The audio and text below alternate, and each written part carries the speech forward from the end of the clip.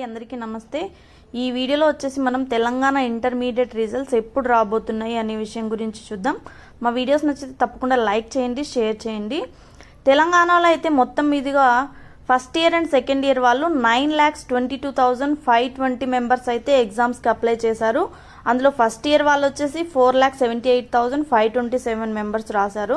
ఇంకా second year వాళ్ళు 4 lakhs పైగా ఉన్నారనమాట. వీళ్ళందరూ కూడా రిజల్ట్స్ ఎప్పుడా అని వెయిట్ చేస్తున్నారు.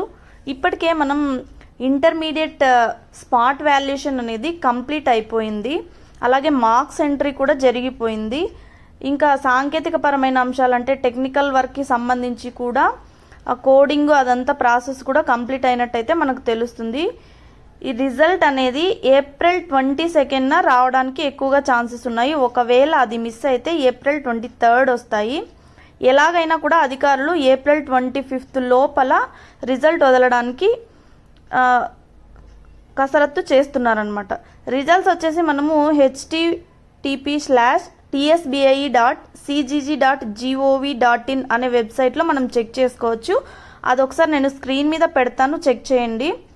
Thanks for watching 3lokia6600.